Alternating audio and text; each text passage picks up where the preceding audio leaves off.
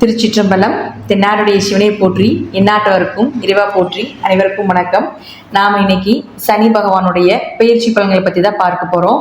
March மாதம் 2025 19ஆம் தேதி இரவு 9:44 சனி பகவான் சனிக்கிழமை உத்திரட்டாதி நட்சத்திர நாட்களில் மீனராசிக்கு பயிற்சியாகிறார். அதாவது கும்பத்திலிருந்து மீனத்துக்கு பயிற்சியாகி வருகிறார். ராகுவோட சேரப்போகிறார். சனி பகவான் 2.5 வருஷத்துக்கு ஒரு தடவை மாறுவார். ஒரு சிலருக்கு திருக்கணிதம் நல்லா பேசுது, ஒரு சிலருக்கு வாக்கியம் அருமையாக பேசுது. இது திருக்கணித முறைப்படி மாறக்கூடிய சனி பகவானுடைய பயிற்சி. இப்போ சனி பகவான் 6 ராசியை பிடிக்கிறார். எந்தெந்த 6 ராசி பிடிக்கிறார்னு பாருங்க. மேஷம், சிம்மம், கன்னி, தனுசு, கும்பம், மீனத்தை பிடிக்கிறார். விடக்கூடிய ராசிகள் ரிஷபம், மிதுனம், கடகம், துலாம், விருச்சகம், மகரம். இந்த 6 ராசியை விடுவிக்க போகிறார். இது எல்லாத்துக்குமே பொருந்தும். இந்த 6 ராசிக்காரர்களுக்கு மட்டும் பொருந்தாது. உங்க ஜாதகத்துல ஜாதக கட்டத்தை எடுத்து வச்சுக்கோங்க. எடுத்து வச்சுட்டு இந்த நான் ஸ்டார் போட்டிருக்கக்கூடிய 6 கட்டங்கள்ல எந்த கிரகம் இருக்குதுன்னு நோட் பண்ணி வச்சுக்கோங்க. அது இந்த பிறவியில உங்களுக்கு என்ன கொடுக்க வந்திருக்கிறதோ, என்ன கொடுக்க வேண்டாம் அப்படின்னு இந்த பிறவியில இருக்கோ, அது எல்லாமே சனி பகவானுக்குள்ள லாக் ஆக போகிறார். அப்போ ஒரு கல் இருக்குன்னா அந்த கல்லை உளிய வச்சு உடைச்சு அதற்கப்புறம் தான் சிலையாக்கி நம்ம வழிபடுறோம். அதே போலதான் இந்த 6 ராசிக்குள்ள இருக்கக்கூடிய கட்டத்தில் இருக்கக்கூடிய கிரகத்தை, அந்த அழுக்கை சனி பகவான் வெளியேற்றி நமக்கு நல்லதை கொடுக்க போறார். சனி பகவான் கெடுத்து கொடுக்கக்கூடியவர் அப்படிங்கிற உண்மை உண்டு.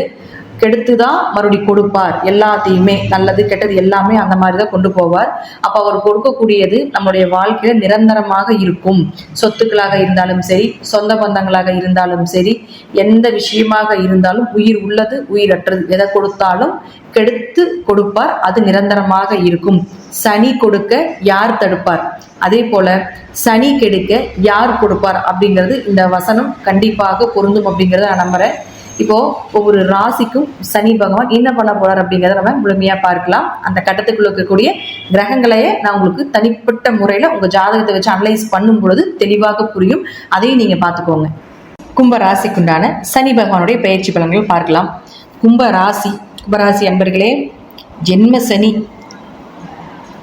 இந்த ஜென்ம சனியில ஏண்டா நான் வாழ்றேன், எனக்கு ஏதாவது எப்படி சொல்றதுங்க, ஏதாவது திடீர்னு ஏதாவது நடந்துராதா, இந்த உலகம் எனக்கு தேவையா, யாருமே இல்லை, எல்லாருமே ஏமாத்திட்டாங்க என்னைய, நான் யாரெல்லாம் நம்பணும்னோ அவங்க எல்லாமே என்னை கை விட்டுட்டாங்க, நான் எதுக்கு தான் பிறந்தேன், இவ்வளோ கஷ்டத்தை நான் அனுபவிக்கணுமா, இவ்வளோ பாவத்தை நான் செஞ்சுருக்கிறேனா, அதற்குண்டான தீர்வா இது? அம்மா அப்பா நல்லா இல்லை, அம்மா அப்பானால பிரச்சனை, குடும்பத்தில் பிரச்சனை, வேலையில் பிரச்சனை, குழந்தைகளால பிரச்சனை, கணவன் மனைவி மூலமாக பிரச்சனை, நண்பர்கள்னால, உறவினர்கள் எல்லாருமே என்னை ஏமாந்துட்டாங்க.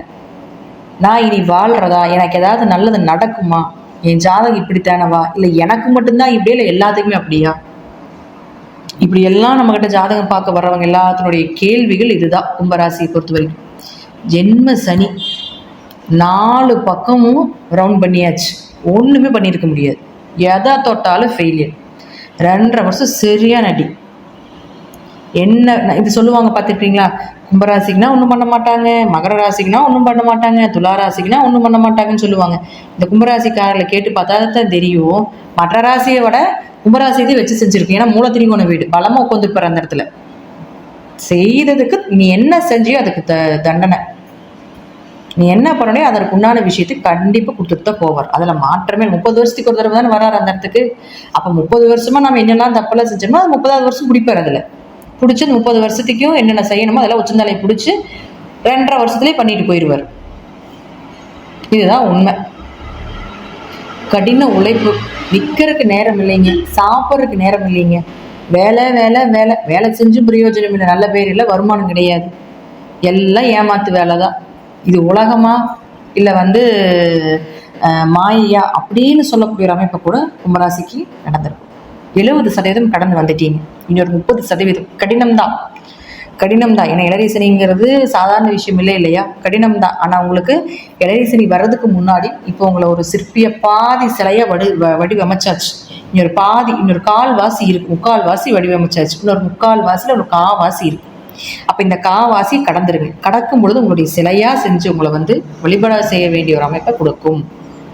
தெய்வமாக ஆக்கக்கூடிய ஒரு சூழ்நிலைகளை நிச்சயமாக இந்த சனி பகவான் கொடுத்துட்டு தான் போவார். ஜென்ம சனியிலிருந்து விலகுனாலே உங்களுக்கு ஓரளவுக்கு தலைவலி, ஒரு பிரச்சனைகள் ரொம்ப லாக் ஆகிருக்கிறதுல கொஞ்சம் கொஞ்சம் ரிலீஃப் ஆகும். அப்போ அடுத்தது பாருங்கள், உங்களுக்கு 2ஆம் இடத்துக்கு சனி வந்துடும். ராசிக்கு 2ல் சனி வருது. இப்போ பேச்சில், குடும்பத்தில், பொருளாதாரத்தில், பணம் கொடுக்கல் வாங்கல கவனமாக இருந்துக்கோங்க. ஜாமீன் கையெழுத்து வேண்டாம். ஏற்கனவே லாக் ஆகிருப்பீங்க. லாக் ஆகி பணம்லாம் லாக் ஆகி தான் நின்றுட்டு இருக்கணும். ஜாமீன் கையெழுத்து வேண்டாம். பணம் கொடுக்கல் வாங்கல் வேண்டாம். வர்ற நின்ன பணம் திரும்பி வந்தாலே போதும், சந்தோஷம்னு நினச்சிக்கோங்க. இது மீண்டும் பெருசாக எதாவது இன்வெஸ்ட்மெண்ட் பண்ணாமல் இருக்கிறது, இதெல்லாமே ஓகே. உங்களை வந்து நல்லா பேசி பிரெயின் வாஷ் பண்ணி இன்வெஸ்ட்மெண்ட் பண்ண வச்சுருப்பாங்க, ஆனால் நஷ்டமாயிருக்கு. ஸோ இனி அந்த தவறை செய்யாதீங்க.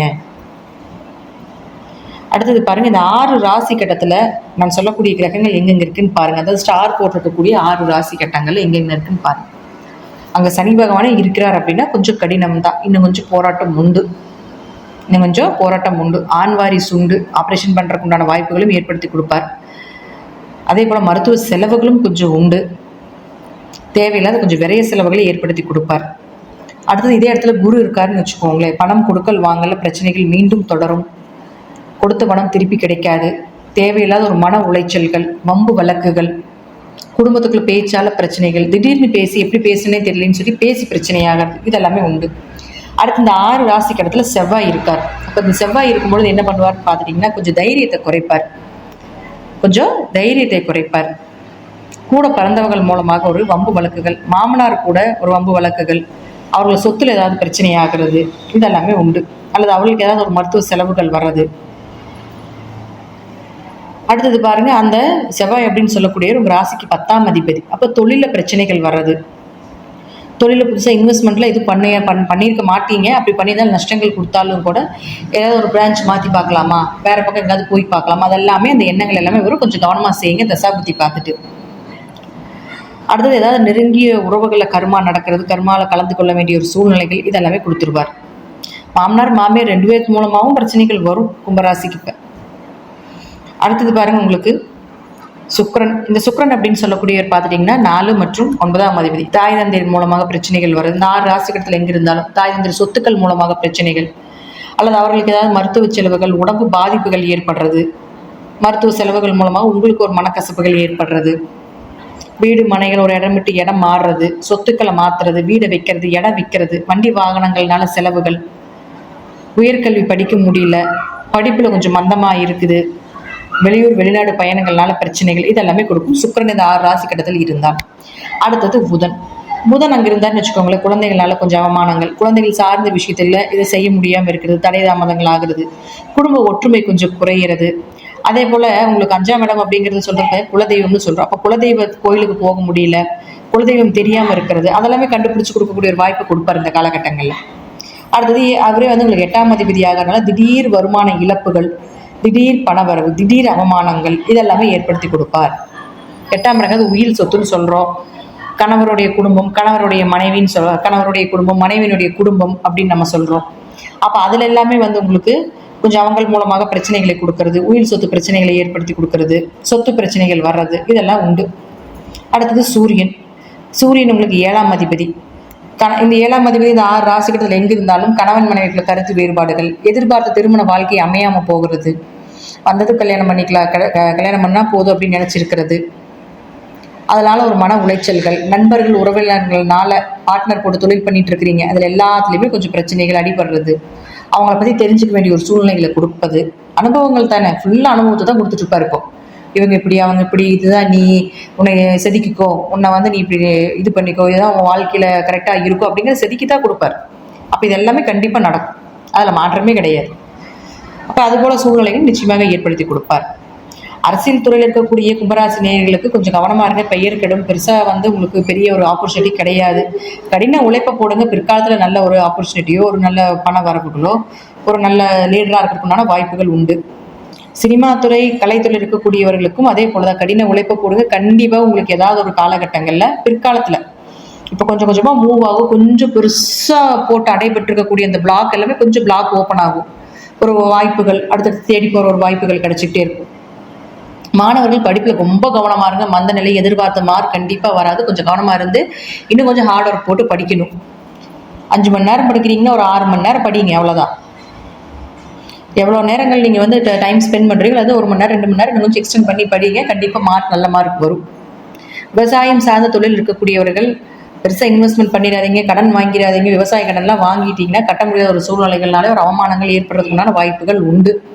கும்பராசி அன்பர்களுக்கு விளையாட்டுத் துறையில் இருக்கக்கூடியவர்களும் கொஞ்சம் அமைதியாக இருக்கிறது பெஸ்ட். என்ன வருதோ பார்த்துக்கலாம். ஏன்னா உங்களுக்கு 2ல் போய் சனி ராகு உட்காந்துருவார்.